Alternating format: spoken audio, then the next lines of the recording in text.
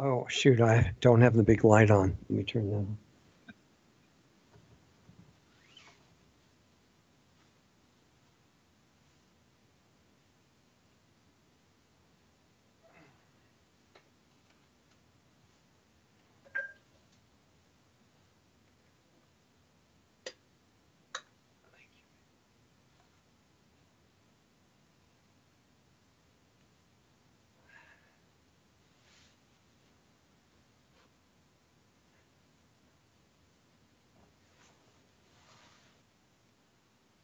Okay, yeah, it's better. I can actually see now. Hi, everybody. Sorry we're a few minutes late, but at least we got here. It's nice to see you again. Hope your week went well and you're having a good weekend or whatever day it is in the part of the world that you're in. We had kind of an interesting title on this particular episode, and it came from. You got to get comfortable here. It came from several experiences I had during the week where I was really asking that question of myself, do we have a chance to actually get things turned around straight here? And given all the things that are going on in the world, turn the future in a better direction. And I ended up feeling that, yeah, we do. We actually still do. And we'll be okay in the long run, no matter what happens. But my personal preference is that we get things fixed while we're still on this particular planet, because there's such a potential here for incredible beauty and really a quality of life that most of us don't remember at all. So anyway, that's what we're going to talk about for a few minutes here on our brief once a week kind of news review show. And it's not a regular news show. It's not even a regular alternative news show because, in an hour, you can't even begin to cover everything that's happening. But what we try to do instead is refer you to the place I can't mention for a comprehensive news broadcast and all the other independent news people that are doing a great job. But this one is an incredible comprehensive news service. And if I mention the name, you won't see us again. So at least on this platform. So it's the first half of the word information, and the second half after that, which I don't think the bots can connect things that far apart yet, is wars. So the initials of the guy doing it is AJ. So I think you can figure that out. But for looking at the implications of what happens during the week, that's what this show's about. And so I was asking that question because I was really looking at unbelievably malicious and evil developments in the world this week. And yeah, I still think that we can do something. I'll tell you why I came to that conclusion. But if you really want to check it out and get into it and see what we're doing, that's a new page up called planetaryhealingclub.com. You're welcome to go over there if you want to and see what we're doing. But in the meantime, going through the news, there's so much this week and every week now that it can easily become a bad experience. And I realize that I can really empathize with people who don't want to even know about it. It can become depressing or just make you angry. And either way, it can just burn up your energy and leave you feeling frustrated or helpless or both. And you can't be at your best when your energy's all tied in knots. I mean, modern medicine hardly recognizes the level of energy that I'm talking about, but you probably do. So you don't have the mental restrictions on common sense that modern science has. So many people, because of that, choose to not know what's going on in the physical world around them. And they may not want to be aware at all because of that, so they distract themselves. And that can be through drugs or through other activities that help you not to think about what's going on, things like that. But under the surface, the people who are avoiding that acknowledgement of what's going on, they know they're still uncomfortable at a really subtle level, and they do whatever they can to ignore how they feel. But because of things that we may get a chance to talk about at some point, mostly on the club, but here to the extent that I can, our hope for the future lies in an unexpected direction where, it's not, I'm not saying don't protest, don't work against the bad things that are happening. I've gone to city council meetings and been involved in petitions and all kinds of stuff, on that level. But that's not where the main power is. You may have to do it because it's clear that it's needed in some cases, but the real power is inside yourself. And it's interesting how these things coalesce with some ancient teachings of the really highest level teachers that said everything is inside you and you have to find it there. You can't even find it in a book that's telling you the truth. That's talking about the truth. It's not connecting you to it. There's a difference.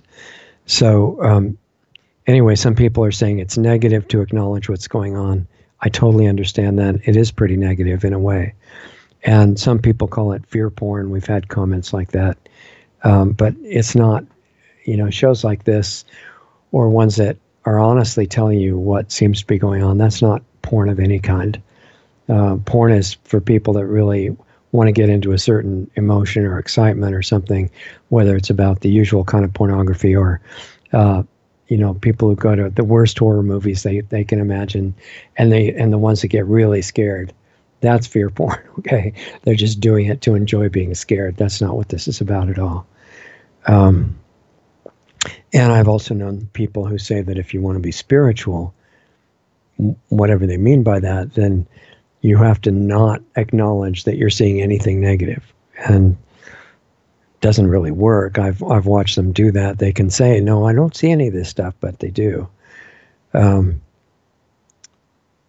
So they want to be spiritual. That's a good motive, because what they mean by that is not my religion's better than yours. It means getting in touch with directly where we came from and reviving that connection and using it while you're still here, not waiting until you die to find out what's going on. And I think that's a great idea. In fact, it's really necessary. But to find out who you actually are, which is in that direction. But you can't find that out if you're busy shutting down your consciousness, so you won't be aware of all the bad things. And even setting aside, the issue of spiritual, if you don't have any strategic awareness of what's going on in the world, then you don't know what you're dealing with, and you can be blindsided and surprised by things suddenly impacting you, and you don't even understand what they are. And that's really the situation of most people in the population in places like America and Western countries, and really most countries. America is an extreme example, really, because if you listen to the major media, most people don't even know what the major media is. And they think it's news shows, right? And they're trying to report the truth. Maybe they're not accurate, but they're trying. No, they're not trying. That's not their job at all. They are the public relations department of a cartel of huge global corporations. In America, it's like 3 or 4 own all the major media, all the major conventional media. And if you're listening to them, you're probably less informed. Forget it, whether it was Mark Twain or some other person that said, a person who, at that point, they had newspapers, right? Nobody had internet in the 1700s that I know of. And they were saying the person who never reads a newspaper is much better informed than the person who reads it every day. So how do you stay aware of your environment if you want to be conscious and not get sucked into depression or just rage or despair, stuff like that? And I think the only way that I found that actually works, in talking to a lot of people and experimenting in depth myself, because it was necessary for other work I was doing, is by remembering the other side, beauty, love, remembering who you really are and far beyond the limits of the physical world. And you keep your emotional contact to whatever is the most beautiful and uplifting and inspiring for you. And then without moving that, this is stuff we normally only talk about in Planetary Healing Club, but we need to make more and more available publicly. And the idea is that by keeping that connection, excuse me, it's like an emotional level on which you're eating, you're feeding yourself, but you don't have meals. You just eat constantly on the emotional level. And when that comes in, you're either uplifted or dragged down. And I recommend the former. It feels a lot better and it makes you stronger. The other one gets you totally out of touch with everything except the illusion that you can't do anything.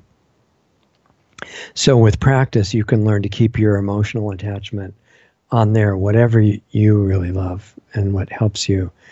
Just keep it there. Don't fall for the belief that if you think about, some bad thing in the world, you must connect to that emotionally. That's not true.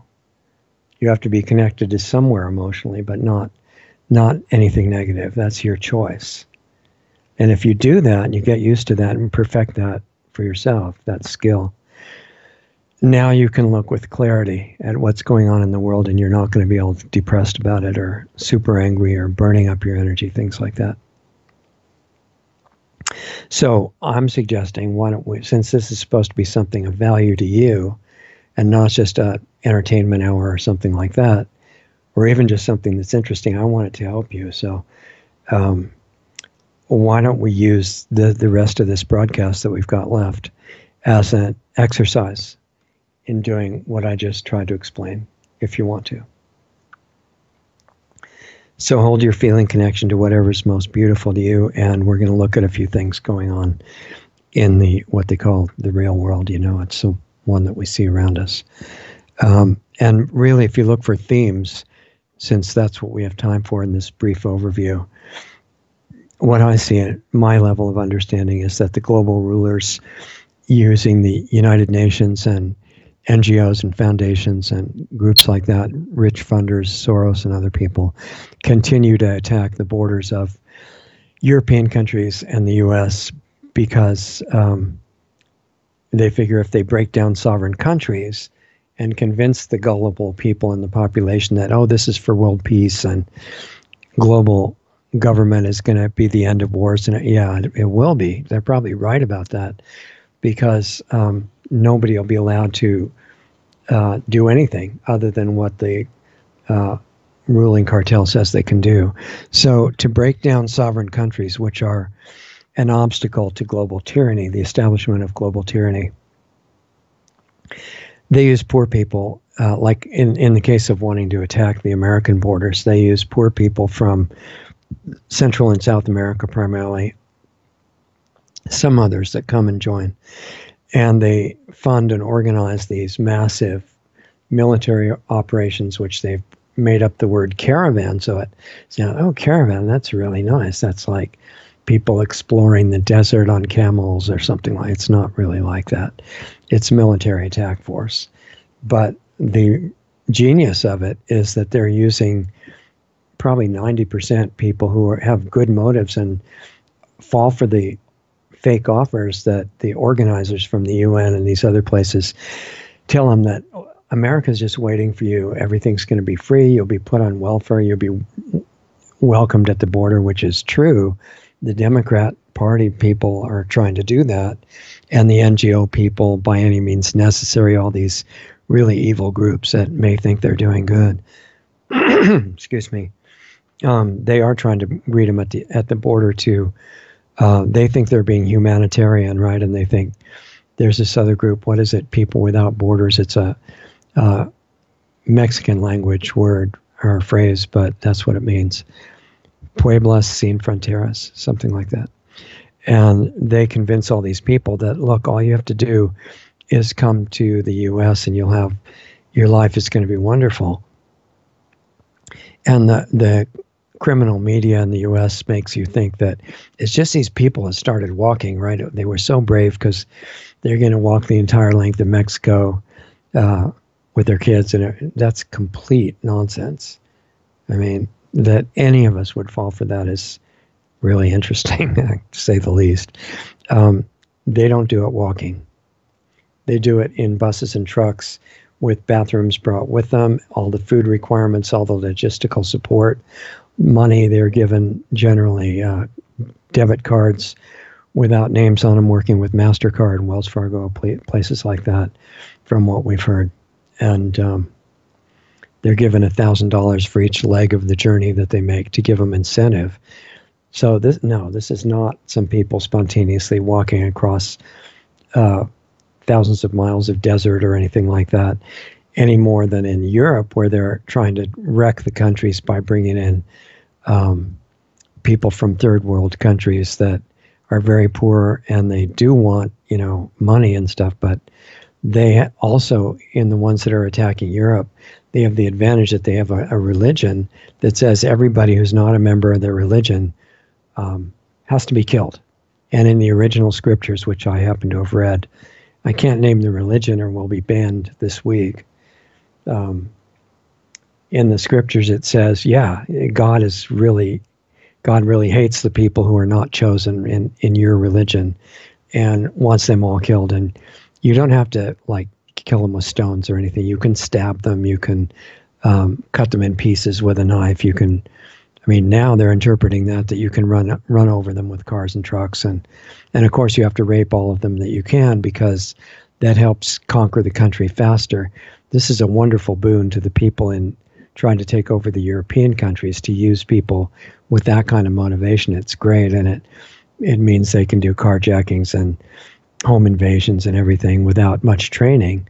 And this is seen as a real advantage to the invaders, the ones organizing the invasion. But in the U.S., it's probably only, from best estimates, maybe about 10% violent criminals at the most, which is enough to totally wreck, society. But 90% of the people are just coming there because they've been offered money to come in and just get jobs and get welfare and get free everything. And so they're really victims, even though they're being used as the invasion force.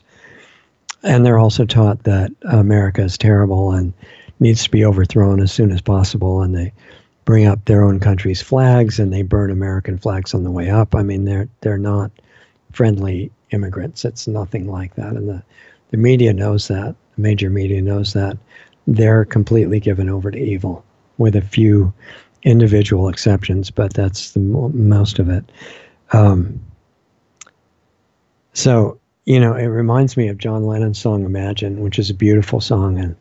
And for a long time I thought, why is John singing this stuff? He must know that this would be a really bad idea right now, to have no borders, no countries. In fact, that's the chant of the communists and the Democrat-backed groups at the U.S. southern border.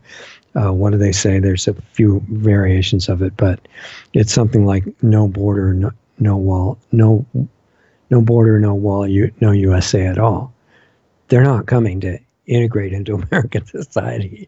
It's not like that, you guys. If you just are sitting in front of the television hypnotized by CNN or some other major news network, you might fall for that if your brain is completely defunct. But no, they're coming to destroy the U.S. and they're trained in camps in Honduras and other places like that before they come over.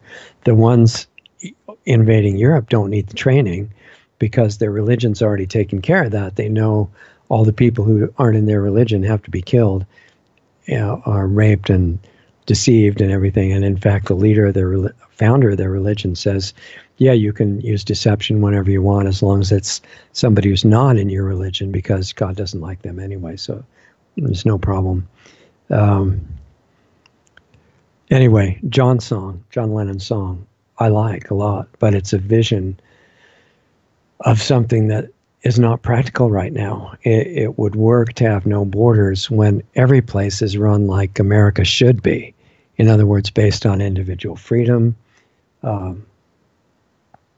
religious freedom. It should be with the caveat, as long as your religion doesn't say to kill everybody, which the founders, I don't think, imagined anything like that, unfortunately. But individual freedom, total firearms rights, your own business functioning without excessive regulations, as long as it's not like hurting people or poisoning the world or things like that.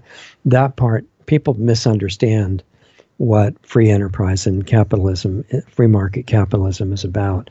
They think we have that in America now, and there's no such thing at the moment.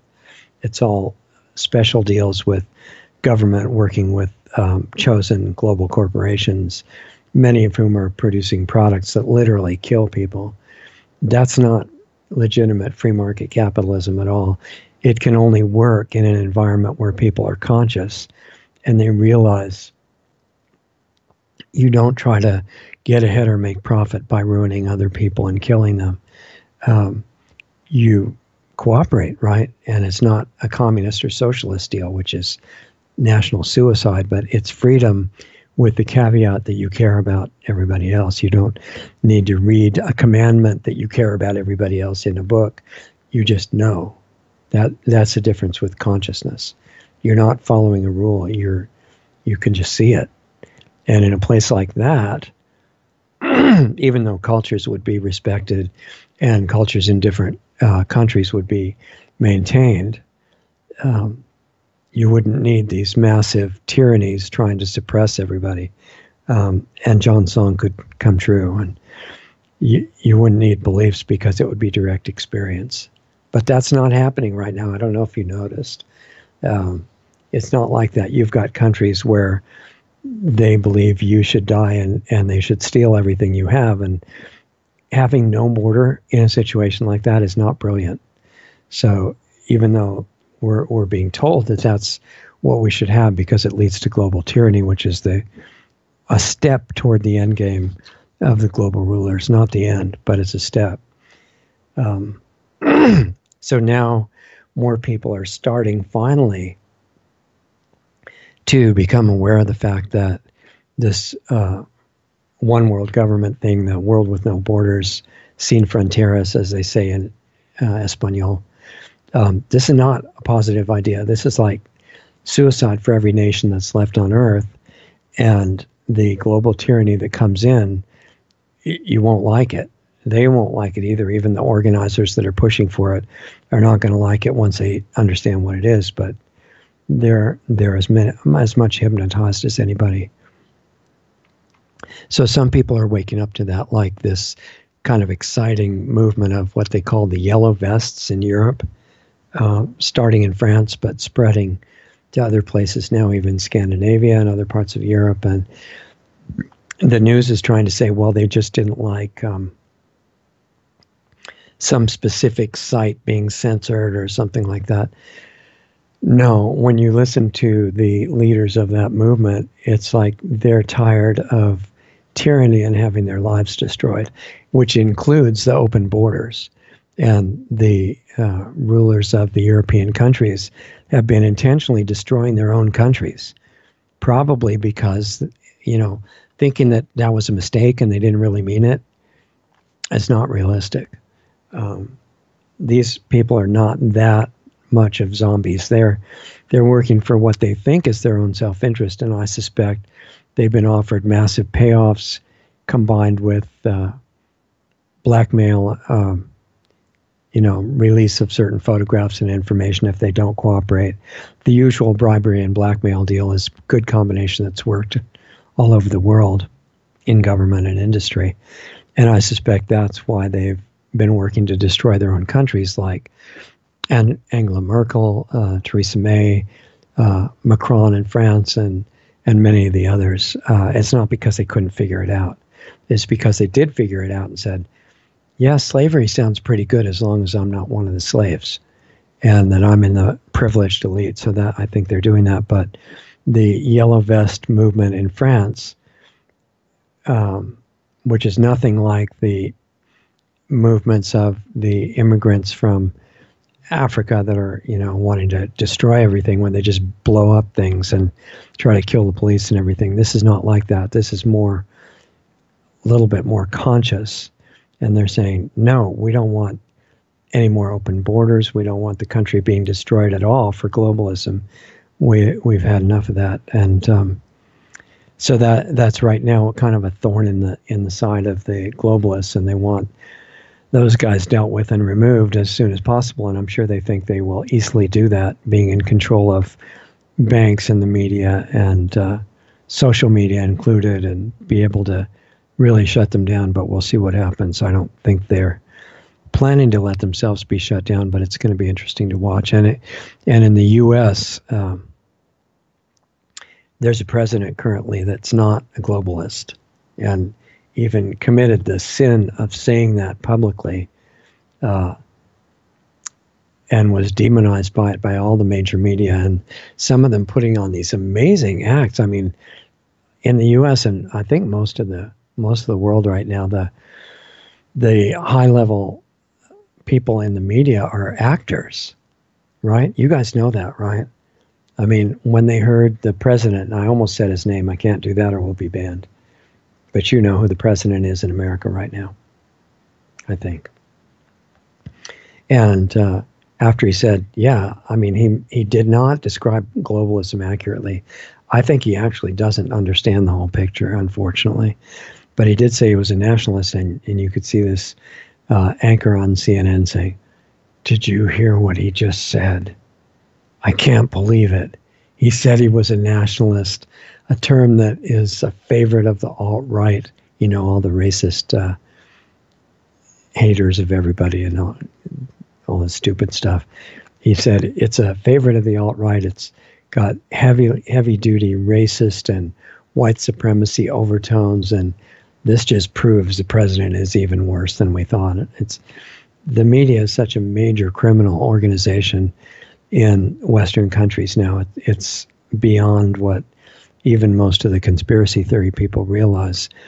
But he's being an irritation to the organizers of No Border, No Wall, No USA at all, which is communist, socialist, Democrat Party leaders and people like that. So they want him removed, killed, whatever works, whatever comes first. Now, at the same time, so that conflict is going on, right? And in the idea of looking at the bigger picture around us, this global effort to remove the sovereignty of countries, making believe that it's racist to be against that. And they're teaching the kids that too. They're teaching the kids that individual nations is an outdated racist concept. I mean, kids should not be allowed in the hands of this kind of educators at all, I don't think. Very dangerous. And at the same time as all that nonsense is going on, the central banks are keeping a stranglehold on every country's economy. This is a really central element of the globalist plan, is to use central banks, which are a big total scam,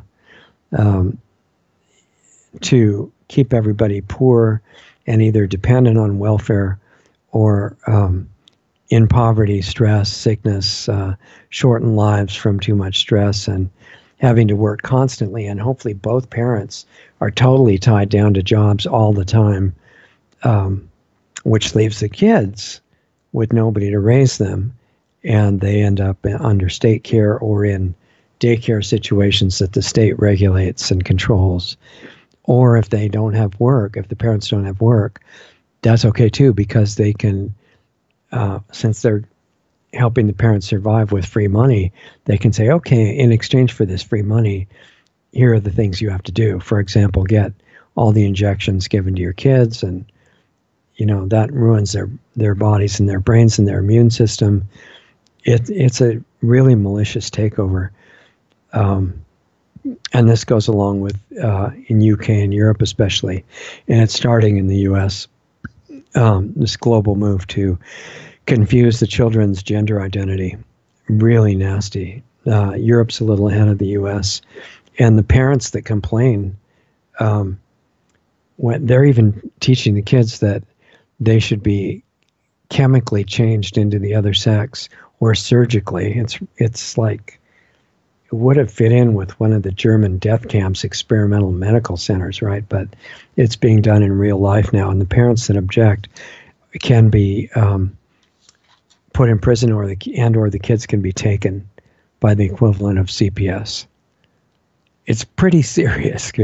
I understand why nobody wants to know about this stuff, but like I'm saying, there is a way to become aware of the picture and then use that to decide on a strategy. And I know we're behind schedule and I'm talking too long, but I want to get to the end of this, because at the end, I'm going to reaffirm for you that we do have options, and they're not the ones that people usually think of that could turn this all around.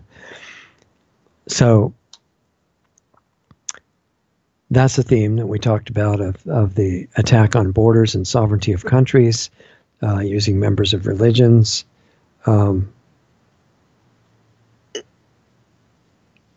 The tie-in of John Lennon's song, all that stuff. So the kids are in educational systems that we talked about that are teaching them all these weird things, and now including the fact that they really might not be the gender that they think they are. And it's, I don't know if it's racist or homophobic or what it is, politically incorrect to tell them that they actually are the gender they think. And it is coming into the U.S., in California, which usually leads the way in insanity as far as the government and a lot of the brainwashed people that support it are concerned.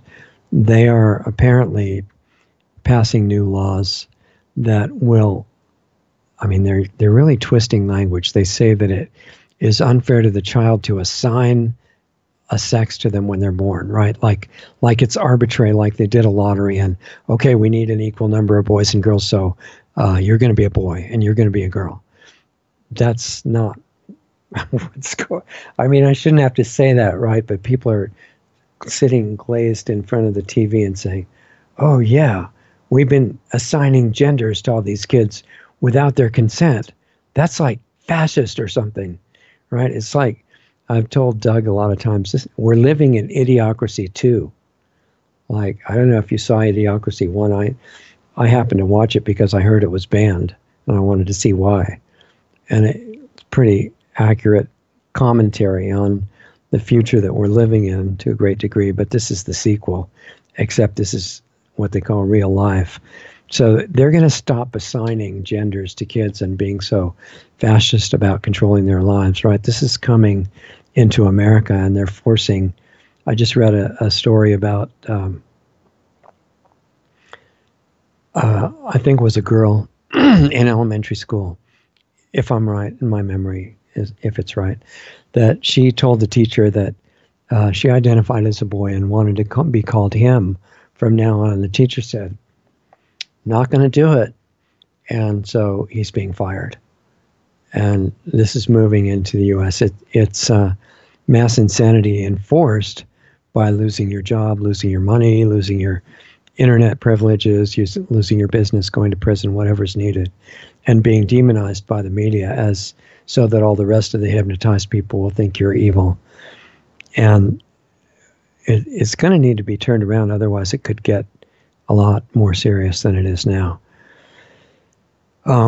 Anyway, this is the kind of stuff that the kids are being taught, that countries are bad, global government will prevent wars, which, by the way, is probably true, because everybody will be suppressed so severely that they'll hardly be able to stay alive, let alone start wars. It's the same idea of the UN, right, which is a complete criminal organization. And also, kids are taught that total control of your life is really good because it's going to save the Earth, right? It's going to stop global warming and climate change, or if there's global cooling, it'll stop that too. It'll just stop anything bad. And all you have to do is give away all your rights. All forms of freedom, they're taught, are unsustainable. And if you want to save the Earth, you need socialism and communism and the utopia that they create to make everybody happy. And, you know, some countries are moving towards guaranteed basic income, and the people who don't understand anything about economics or how things work think, well, of course, why didn't we think of a guaranteed basic income a long time ago? Nobody would have been poor. Nobody would have lacked food. There's a new socialist senator, I think she's a senator in New York, that says socialism is really going to it's going to save us from global warming, and it's going to save us from basically everything. And they don't have any clue about economics or any laws of nature at all. And they think what happened to Venezuela and Argentina was a mistake and had nothing to do with the forms of government or anything. But what happens if you issue enough free money to give to everybody, the money becomes worthless because of the basic supply and demand curves. And the other thing that is kind of an issue is that if government is giving you your survival money, that's the end of dissent. You can't disagree or disobey with anything. That's it. And so it's a great dream of government to give everybody what they need for survival, because then if anybody causes trouble, you just cancel their survival. It's a great system. And the same thing with a cashless society that they're moving to at the same time. Because if you have a cashless society, which they tell us is all efficient and so convenient for everybody, you just have cards or built-in chips eventually in your hands and your forehead and all that. Never mind the biblical connections or anything. It's just really wonderful for everybody. It's not the mark of the beast or anything. And the thing with that is that if it's all centrally controlled electronically, then you try dissenting or you complain about government or you do anything that they say you shouldn't do, like travel to the wrong place, which you won't be able to do because there'll be driverless cars anyway. But if you did something like that, they'll turn off your chip, something that Aaron Russo warned about long ago in a great interview you should watch with the person I can't name, of course. That's the idea of total control, and central banks are helping that by creating poverty and lack and issuing money based on nothing, which makes it worth less, and that transfers the wealth to the owners of the bank, and everybody has to work harder, and it leaves the kids to be raised by the state. And we had G. Edward Griffin on the Sunday show a while ago, and you can watch the archive of that for free if you have any interest in understanding the details. But the central bank is organized theft. That's all it is, really. It's a very sophisticated theme that they figured we would fall for, and apparently that happened. So the U.S. president's out of line with all that, even though there's so much that he apparently doesn't understand. Resisting total war, talking about the benefit of sovereignty of countries, exposing the child trafficking, which is really irritating to the global rulers because they use the child sex trafficking for their blackmail bribe system to control people in the government and corporations. And if you interrupt the flow of the necessary kits for that, it really messes up their plans and their system. So there are so many reasons that they wanted this president gone. And the central bank in America, euphemistically called the Federal Reserve, which Ed Griffin talked about, they control the money, besides issuing fake money that loses its value every year, called inflation, right? Which everybody's supposed to think is like some genetic thing. No, it's because of what they're doing. It's part of the major plan, and they also control interest rates. So during the previous president who was working with them, they left the interest rates down to practically nothing. This president, they were really upset because the economy started roaring back with the things that he was doing that were great. And they raised the interest rates 7 times in a row, and now it's starting to crash the economy. And they've got plans to raise them 5 more times, just killing any growth in business at all, new jobs and things like that. And they're really hoping that they do that soon and blame it on the president and then get rid of him. And it's starting to crash the markets right now. In fact, this week, a lot of it happened. And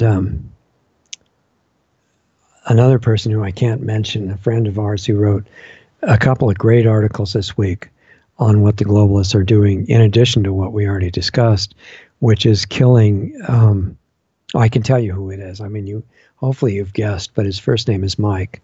I can say that because Mike by itself is not going to attract the bots.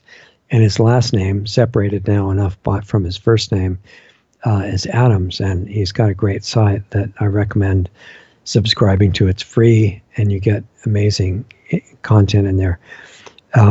Anyway, it was about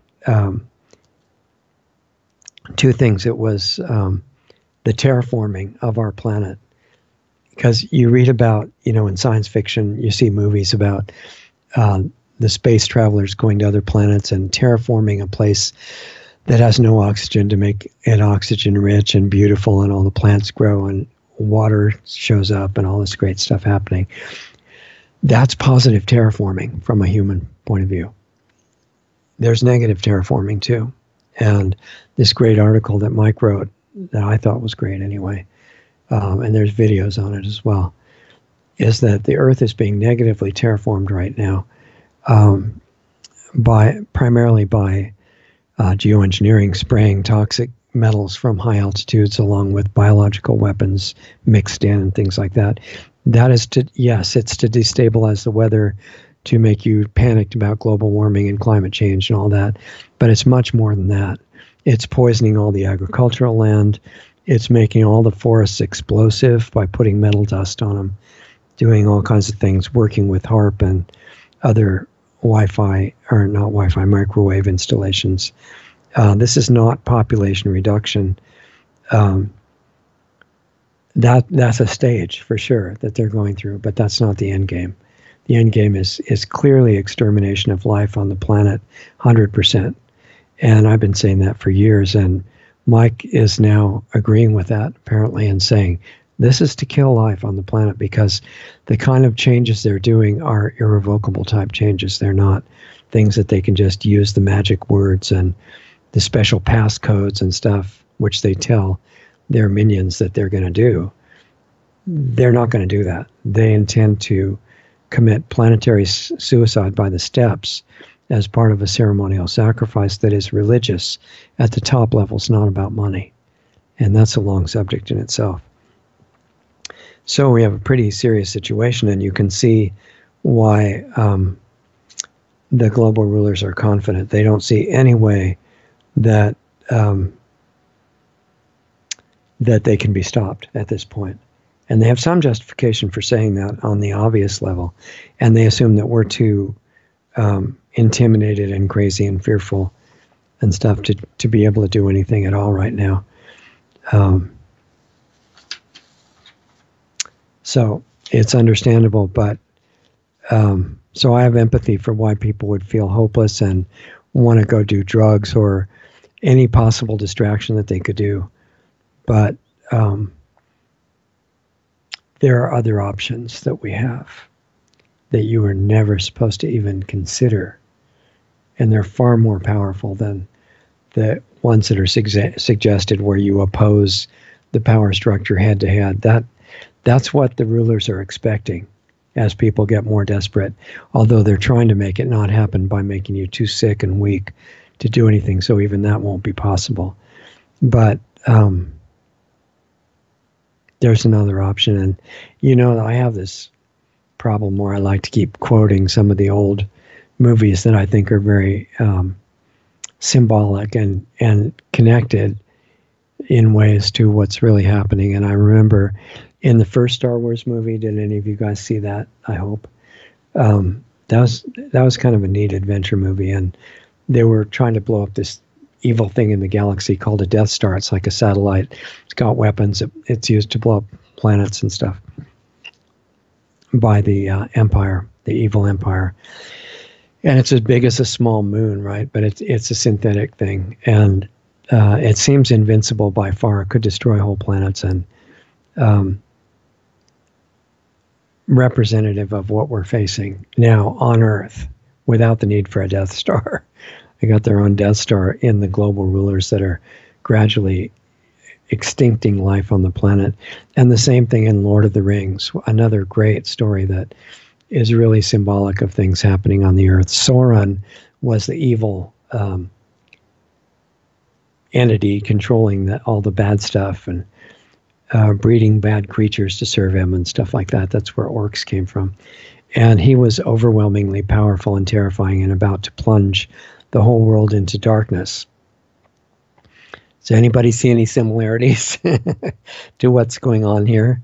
I mean, if you're really honest about it, and you don't forget that we're doing an exercise here where you don't get sucked into total despair or anything. You're keeping your emotional connection where you want it. But looking at this strategically, when a general is surrounded in the field in a war, usually he doesn't just start crying and throw his hands up and everything. He says, okay, here's our situation. And he comes up with a positive plan of what to do. There was some story from the Korean War, I think, and I don't remember what the field commander's name was, but it was Korea or Vietnam. I don't remember which one, but his people were in a small group, and they were surrounded by armed attackers all around them. And the scout runs back to the commander, and he says, "Sir, I'm sorry to have to tell you, but we're surrounded. We've got enemies all around us with no holes in the line at all." And the commander says, "Great, we can attack in any direction." And it's like that. So it's the strategic awareness of what the situation is not bad to have. You kind of have to have that if you're going to come up with a plan. So those two situations, Star Wars and Lord of the Rings, they both sounded, forget it, I mean, impossible. The Lord of the Rings, the good guys were only a few in number, and they were marching out to meet the attack from the Dark Fortress, but they were going to be overwhelmed right away. And in Star Wars, the fighters were getting blown up, and the Death Star was about to blow up a planet. But in Star Wars, there were these people called Bothans, and they sacrificed their lives, and they died to get the plans of the Death Star, like blueprints, and a small port, like a little incoming hole in the side of it for something to happen. I don't know what, freight or whatever, to be delayed, UPS to come or something. But they found out that the way it was constructed, if they shot their torpedoes into that port, that it would blow up the whole Death Star. And that ended up happening. And in Lord of the Rings, the counterintuitive plan was discovered. In other words, there was this master ring that had power over everything, and it would destroy you by tempting you to use it, and you'd become a new dark power yourself. But wise people discovered, hey, we have to destroy this ring and give up any chance to use it, and then the dark power that's built on it will disintegrate. And so they sent the most unlikely people to destroy that ring. Sam and Frodo and Gollum ended up being part of it too. And they actually made it through. All three of them were necessary. And Luke and his friends were successful in freeing the galaxy, and Frodo and his friends were successful in freeing Middle Earth. So why divert into this silly movie stuff? Because we're in a movie a lot like those two movies. And it's quite realistic. It looks like real life, but it's a story like that, and you're the main character. And it's like Frodo and Sam were thinking about when it looked like everything was going to blow up, and they were on the side of the volcano and deciding whether anybody would ever hear of them again. And Sam, I think, was the one who had faith that in the future they would, and that it was going to turn out well somehow. So, who is Frodo and Sam and Galadriel and Luke and Han and Leia and all the good guys in both of these movies? In our movie, the secret is that you're not supposed to discover. You probably won't even believe me, but I'm literally serious that it's you, not because you're going to go out and lead the mother of all protests or, attack any of the bad guys directly. Those are the obvious things, and they're distractions, and they're not true. There's something vastly more powerful, and it is you. And we're sitting around mostly waiting for a hero, and it's a mistake we've been taught on purpose to do, because it puts you out of commission. Means that you're not going to be any real danger to the power structure. So we're kind of sitting around, most of us, waiting for some hero who can blow up the Death Star or defeat Sauron head on. And as long as we're waiting for that, they can complete the remaining steps of the ceremonial sacrifice, which is exactly what they're involved in. They don't want you to discover that you're not helpless. There's not any reason for despair at all. In spite of all the horrible stuff that we just went over, there is not any real reason if you understand what's underneath it. And so you're the one who has the secret port access to the Death Star. And you're also the one who has the ring that with the potential to throw it back into Mount Doom. And you don't need to attack head on. The secret access to power that you're looking for is in the other direction. And so my suggestion is to learn about it, start your training like a Jedi. Soon would be good, like now would be really good, and use it. It doesn't make things worse. It doesn't create violence. It's the opposite. It's way stronger than that. It's real. So that's why we learn about what's going on, as sickening as it is in our actual situation. If you understand it and how it's all built, like the Death Star, then you're capable of finding the secret port and the weakness in it. And they are expecting head-on assault by everything that people can muster, and they're confident that they can wipe everybody out with weapons that we haven't seen yet. And since their ultimate plan is suicide, they're not too worried about being killed. That kind of escape is not their plan. Escape is their plan, but not that way. So